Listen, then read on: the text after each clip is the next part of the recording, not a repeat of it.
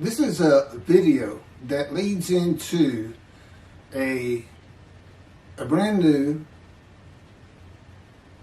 very distinct, not heard from before, commentary on Isaiah 53, which begins actually in Isaiah 52. Is comprised of 7 videos I have put together in the last month or so.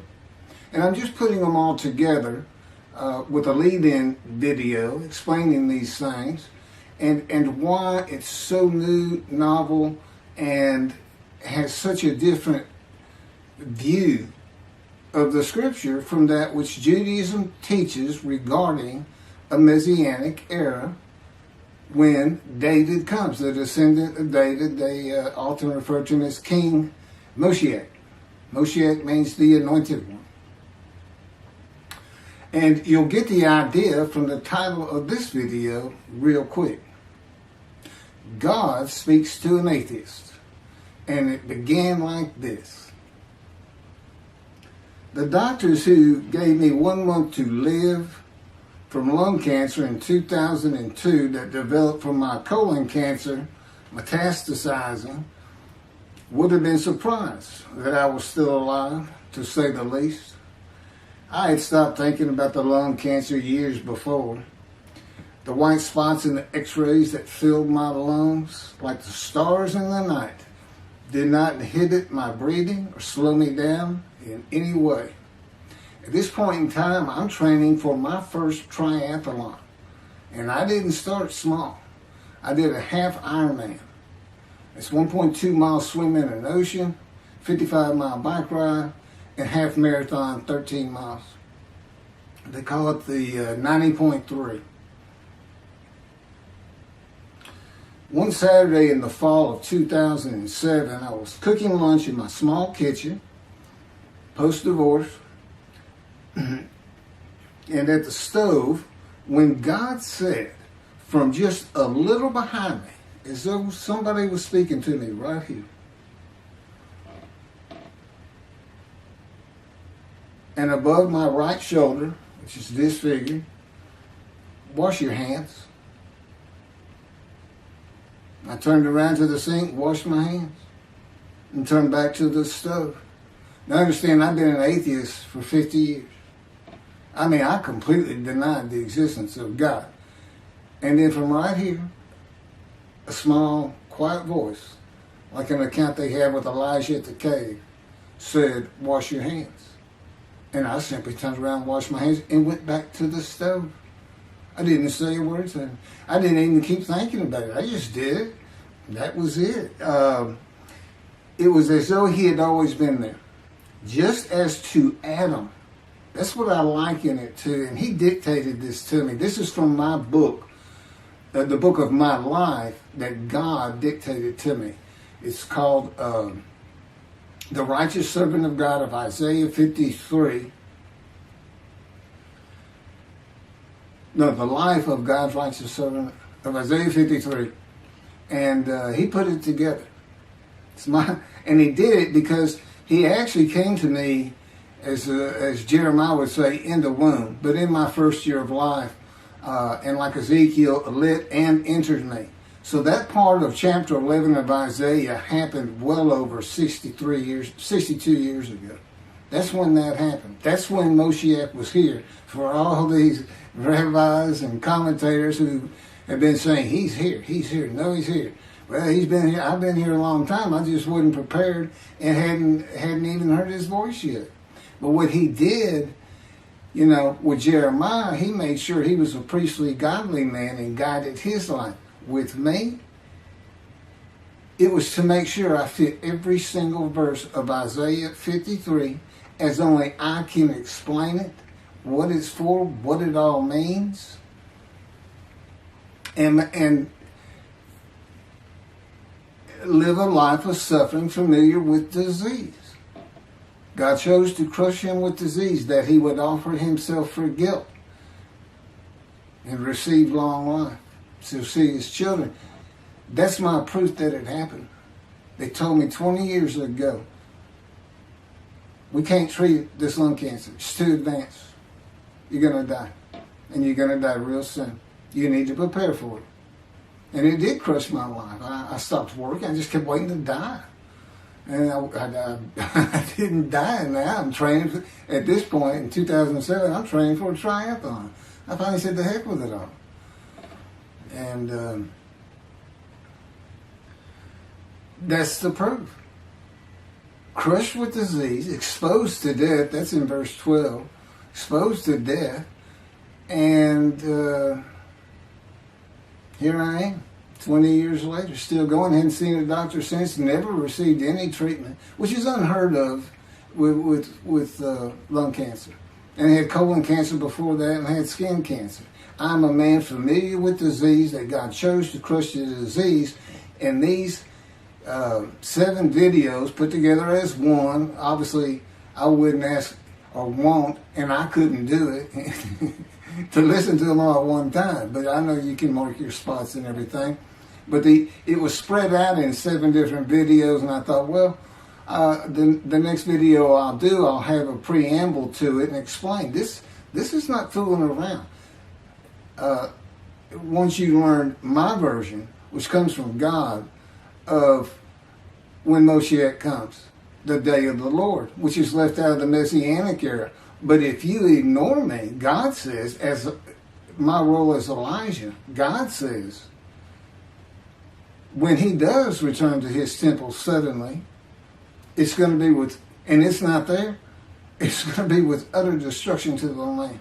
Okay, all this is explained, so I'm not going to keep going in detail and carry on with God first speaking to me, but it was as what Adam would have felt like. This is natural. I mean, to him, you know, having somebody speaking to him from above him, from up here, from within him, it's perfectly natural. And he wouldn't be falling down in reverence and I'm not worthy and all that. It would just be, this is the person who's always talking to me and telling me what to do. The fact that he doesn't see him wouldn't probably enter into his mind. Just, you know, that's just the natural order of the world for Adam and me. Particularly today, 13 years later.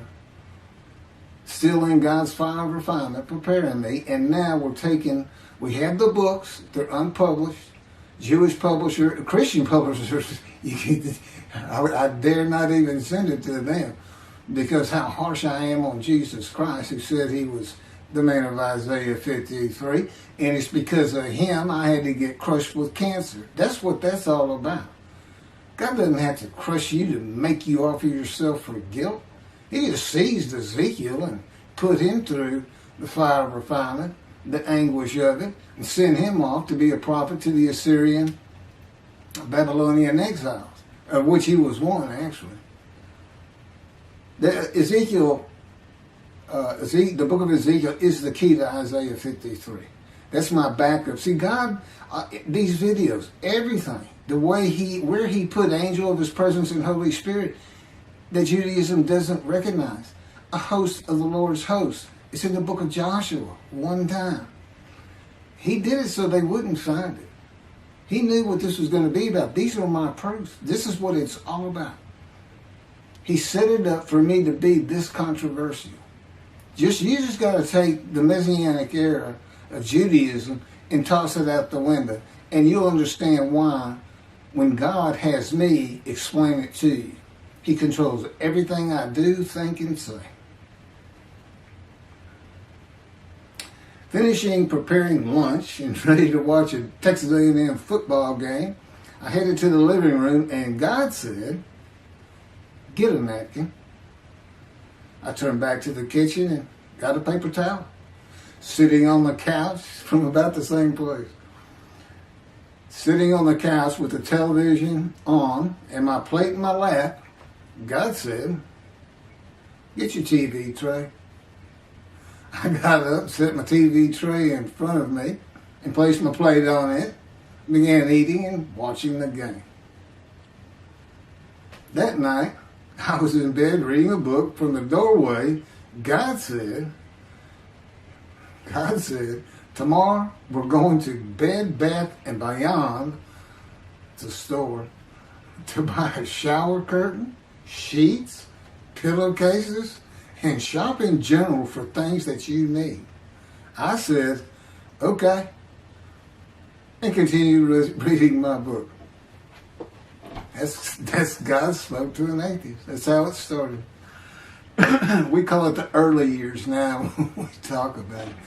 It was so different from the way things are and all the same in the same breath. And I have since learned this. It was by his power upon my emotions and thoughts that his presence with me was though he had always been there. In other words, when you read in the Hebrew Bible, God calls somebody's name like little Samuel, and he says, here I am. Here I am. Now there's some accounts of people falling to the ground, but he can put a silent knowing to you. He can put knowledge within you, your mind, where you never hear a word from him. In other words, put into your mind the God of all creation is about to speak to you. And he doesn't have to say, stay calm. He controls emotions. He told me, Keith, I created emotion. And there's nothing I can't do with yours. And believe me, it's been proven to me. I'm not going to get into all that. And then this story goes on. It turns out he had been like Jeremiah from the womb. Let me pass by that. I've never been affiliated with any church or synagogue. I've never had any teaching from yeshiva or seminary. Throughout my life, I did not. Let's put it this way. I was the actual opposite of Jesus Christ. Actual opposite. I'm a sinner. You know, I mean, he took me back. He said, look, you know, because I said, well, I wasn't that bad of a sinner, was I? He said, really? So here we go off in vision like the story of Scrooge and the Ghost of Christmas Past. I start getting smart with him. This is us talking friend to friend. I can talk to him like he's just a buddy sometimes. There is a line I know not to cross. I said, why would you call that a sin? Why is that a sin? He said, Keith, it's a sin. You lied. I said, yeah, but if I didn't lie, I was going to jail. He said, but that don't make it good. I said, well, which comes first? Going to saving yourself? Or lying? And so what? I didn't believe in you anyway. I wasn't worried about going to hell either. It's just, I didn't think about those things. He tells me, man, I didn't let you. That's why I was with you from the get-go. He wanted me to be fresh. No preordained, settled in thoughts and beliefs on anything. And of course, I grew up in Texas for the most part, so it would have been Christianity. I didn't associate with anybody who was religious. I didn't even know what the term Jesus freak meant. I didn't even know that Jesus died for my sins, supposedly, under their theology. And I didn't know that there was a problem between Judaism and Christianity. Jews and Christians. I didn't know that. I had plenty of Jewish friends. You know, I was in the late 60s, 70s, my formative, going into my teen years, and, you know, you treated everybody as an equal. I never thought about it. Including African Americans who, in my day, we just said blacks. I guess that doesn't go anymore. But had great friends of all kinds. My best friend, I didn't even know he was Jewish until I saw him on Facebook 40 years later. But anyway, let me jump ahead. Okay, this is how God communicates with mankind. This is what the prophets are all about. It's not just Ezekiel, a spirit lit and entered into me. At that moment, God was speaking. And then he says, at that moment, a spirit entered into me, and then I could hear God's words. So he's saying, and that means God is in his spirits.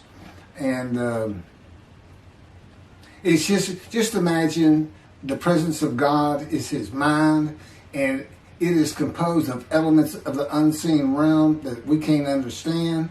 And spirit he created, and the angel of the Spirit, the Holy Spirit, He created, but that's completely different elements. His presence is different from God's presence, but they're like big clouds, and they can float together and be as one cloud. Okay, that cloud is what descends upon you.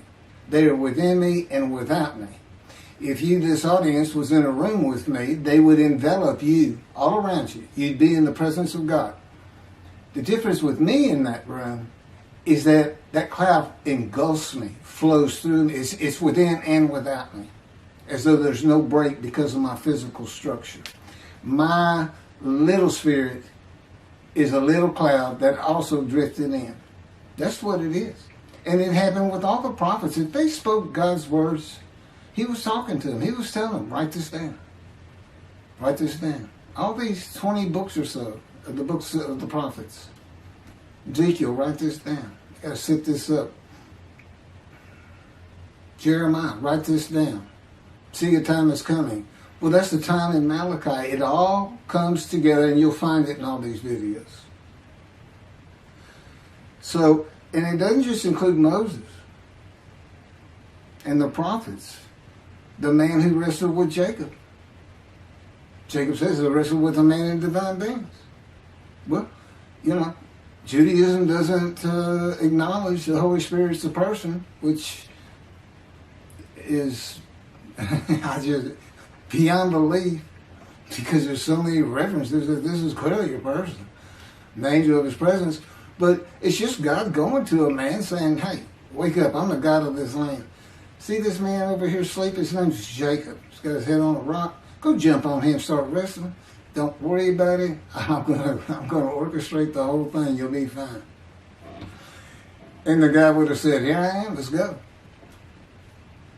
That's how he does. That was in Judaism says the man in divine beings is an angel. No, he's not. That'd be like saying I'm an angel, and you wouldn't want to say that.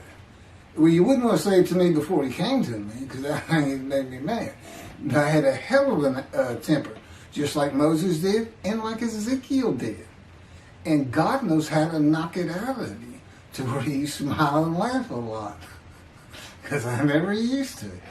Now, well, you got to read the book, and you'll get it. You'll get it. I'm just, you know, just like a lot of people, I've been through too much, hurt too much, suffered too much to have any thought that there's anybody upstairs, you know, who cares about me. It's just don't even mention his name around me. We're either gonna fight or I'm leaving for it, and you'll never see me again. Don't do that, because it just makes me angry. All that's gone, by the way. Lots of stories on that. Oh, and the Spirit speaks. He's got his own personality. He's angelic. He has a very childlike voice, and he's just nothing but a ball of humor. He has me say he's the greatest comedian of all times of the universe, and he's just a joy to talk to and be. And he has the smarts of God, as he tells me. But I have instant communication with him. I have instant communication with God. It's like there's three persons in my mind. This one cloud is three clouds. It's two spirits in the elements of God's mind. And slow process, though. 13 years, and it's 13 years of, and this is from Isaiah 53, punishment, wounding, chastisement, maltreatment, crushing, bruising. And I'm telling you, he's relentless. That's in the stories, and I have a lot more once I get to Israel, and I have full confidence God's going to get it done. That's one thing I don't worry about. 13 years, a year and a half of trying to get books published, denied by everybody who even bothered to answer me, because it's just so different. And it can only go to Jewish publishers, and it's just like, well, this isn't the stuff we believe, and it sounds like he's saying it's him and this and that. Well, I was. God said I made sure I didn't get them published. I wanted to do the videos first. You see, I'm not on the executive committee. I don't know what's going on 99% of the time. I don't know what I'm going to have for dinner. I no longer have self-will. I can't ask him for anything. there's all kinds of reasons for that, such as, if one of my kids gets sick and he doesn't heal them up, cancer or something, am I going to be disappointed? Am I going to be hurt? The answer is no. He's trained me too well to even bother asking. If he's going to do it, he's going to do it. I know he has the knowledge, and he's right here with me. So, it's a long, detailed process. I know things from his perspective. It's just another reason the Messianic era is not going to happen. And it comes out in these films. But the Holy Spirit, the angel of his presence, we're friends. God says, I can't be friends with human beings. I said, well, we're friendly with each other. He says, yes, that's right. I said, I Googled this, and technically you are my friend. He said, well, I know, but I just don't acknowledge you. I said, why? He said, because I'm God. That's the way I am. I get to do whatever I want. Now, he's just messing with me. It's just like having a friend. Of course, it's a true statement. He can do whatever he wants. But he's pretty stately and regal. But, again, we live together. I've lived with him for 13 years now. And it's never going to end until I die. I wouldn't even know what to do. And he said, if I left you, you're going to fall down dead. You're not supposed to be alive. I keep you alive. He said, I took that cancer from you, but I just put it back in if you do something that makes me want to leave. I said, well, what am I going to do? No self-will. To an extent, no self-thought. And I told him, I'm not even a human being anymore. He said, well, what are you? I said, I don't know. I'm a man in divine beings, but I'm not a human. I don't have self-will. That's what distinguishes a human being from an animal. He said, but I'm being the human for you. I'm providing your self-will. So you do, in a way, have it. So you're still a human being. I said, well, I'm dead. He said, why are you dead? I said, because it's like my brain's not connected to my spirit anymore. It's like you're sending all the information in. And that's about heaven. I haven't lived the existence in heaven as to my thoughts, because in heaven you won't have a mind. The heaven for the Jewish people only, I might add. You won't have a mind. God's got to provide it for you. He's got to be you for you as a completely new and different creature. It's still you.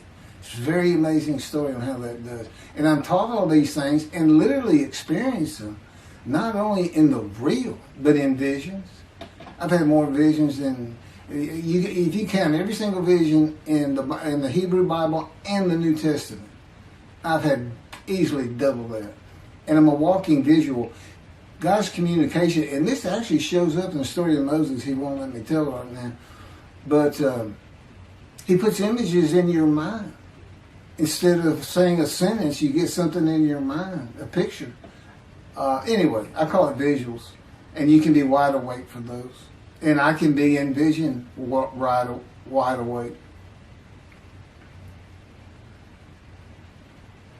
Okay, so we finished our shopping to get shower curtains and everything. And God said, let's go to the bookstore and get you a Tanakh. To which I replied, what's a Tanakh? I didn't Hebrew Bible, okay. Well, I know the Holy Bible, the New Testament and Old Testament. And on we go. I'm starting to learn for the first time. At Barnes & Noble's, and we looked at all the Hebrew Bibles and purchased the Jewish Publication Society's Tanakh, the Holy Scriptures, which is a translation that began in 1956 and was published in 85. Men who spent 30 years on the Leningrad Codex, the oldest Hebrew Bible in existence. They started from scratch. I hear these rabbis and people saying, well, I know what these translations are, this and that and this. And God says, just go with the JP is. They hit it right just about every single time. I've only found one thing that I don't understand how they missed it. But it's in 53. This is the 1985 edition. That's the best translation you can get out there. And I don't just hear God speak to me. His presence is heavy. And I'm also, it says he pinned Ezekiel's arms behind his back with his cords of power. And by his cords of power, Ezekiel could not leave his house. Now, that's in Isaiah 53. He took him from the land of the living. He took him from society. the man of Isaiah 53 lives, so he's taken from society, but that doesn't, from the land of the living, that doesn't mean he died. And there's no crucifixion in 53. So you start to see how Ezekiel is so important in this, and that's where you find out about the covenants of friendship that come with God in the day of the Lord when Moshiach comes. Again, you don't hear anything about it in this Messianic era. I'll tell you this. I think the Jewish people are going to like this better. I think throwing out all that rubbish Judaism has been teaching from back in antiquity, that's where they're stuck, and see what's really going to happen with God coming back, a man in divine beings, with the capabilities of Moses, Elijah, the descendant of David. All their attributes, okay, are in me. I can be each and every one of them, and I can be all four of them at one time. And God can speak through me. So, it's going to be fun, and he wants his temple rebuilt. That's the purpose of Isaiah 53. It says, a purpose which might prosper of God. But he doesn't tell us what the purpose is. Well, we find it in Malachi 3. I'm sending my messenger before me to clear the way for me, and I shall return to my temple suddenly. But the covenant that comes with David says, I'm going to place my sanctuary amongst you. He already knows it's not going to be there. And then we have Elijah in Malachi 3. Well, he's got a purpose that might prosper. And if it doesn't, God comes with utter destruction to the land. And again, you don't hear it with the Messianic era. Utter destruction to the land. There's 7 million Israeli Jews. How can you not read that and go, that sounds an awful lot like I'm going to raise up armies against you? How can you just ignore that? Well, anyway, we're getting it fixed up. And the purpose that might prosper, I never believed that. I think that just hooks the man of the righteous servant of God of 53. I think that puts him with, he's got the same purpose as Elijah. Elijah's supposed to bring the families back together through the laws and teachings God gave Moses, or being mindful of them. That's the new covenant. It's an amendment.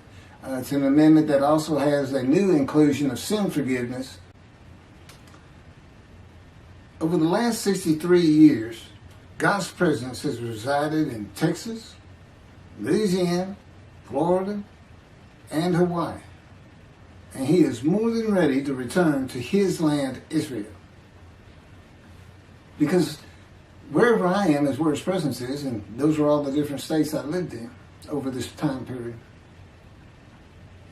Wherever I go. As a matter of fact, if you see me in Israel down at the old city or down at Tel Aviv, you can turn to your friend and say, hey, I know where God is. His friend said, really? I thought he left. Some people say he died. He said, no, you see that guy over there? He's all around that guy. And some say inside too. That's what it's going to be like. God says, when we get to Israel, we're never leaving again. I said, I wanted to see Great Britain. He said, it's like, did you just ask for something? I was like, oh. Yeah, that's good. I hope I fry if I hit the border and cross over it. I hope I just burn up, burst in a combustible flame. But anyway, that's where he wants to be. And I'm assured he's going to get there. This purpose that might prosper, again, I think it just shows the purpose of the righteous servant and a purpose of Elijah. Because he knew I was going to be teaching. There's only, in the day of the Lord, as you would imagine, he wants to have all the prophecies fulfilled, be done with the prophecies. And there's only a handful. 4 men to come that we've never seen. The descendant of David, prophet like Moses, Elijah, and of course the righteous servant. We only have one description. Even the sages knew you got to have a description of the descendant of David. It's Isaiah 53. They called him in the Babylonian Talmud the leper scholar. You'll see me referencing it on just about every video. In other words, I'm saying, look, it's not Jesus, it's not the people of Israel that's taught today. It's this guy from the Talmud that just hadn't come yet. You just didn't know, didn't have a man that fit the description. Well, you do now. And two covenants. The friendship covenant, which is actually in two parts, Ezekiel 34 and Ezekiel 37. One part of which is, I'm going to put my sanctuary amongst my people. And the other part, interesting enough, has to do with the land blooming again, which is Jeremiah 31. See, a time is coming, the land will bloom again. See, a time is coming. The cities, after desolation of many years, 2,000 plus actually, will be restored and Jerusalem rebuilt. And the Jews shall never be defeated again. Okay, now we just talked about utter destruction likened to armies being raised. But here it is in this friendship covenant, in this, Jerusalem being rebuilt. If that's done, then you'll never be defeated again. So, you look at it and you go, well, there's kind of a problem between those two. And what I think it means is he's going to get the temple built now that Jerusalem's been rebuilt and he's come. That this might prosper because, it kind of gets you. You say, what is the purpose of God might prosper? Who thought you could do everything? And he said, well, in a large part, my people got to listen to you. They got, especially the rabbis, they never listen to my prophets. They're all full of themselves. Think they know everything. Boy, he starts getting angry. And see, that's not good for me. Because all of a sudden he wants to make me better, which means suffering. You got to keep him away from those moves. I'll tell the Spirit, say something funny. You're the funny guy around here. We talk friend to friend too. Well, anyway, I'm going to let you. There's a lot more, but this story's in my book.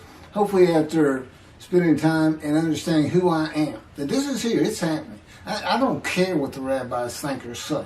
Look, I'm a prophet of God. I'm a man in divine beings. If I say something contrary to what they think and say and believe, they're wrong automatically. It's a given because God is the one telling me all these things. It's His book. They're wrong automatically. And He is livid that I'm having this problem with Isaiah 53 being the people Israel. Well, it's in the videos, but you ought to see the arguments they really put back before that for Isaiah 53:10 and other verses. Rabbi Tovia Singer, Irish Judaism, he went Christian.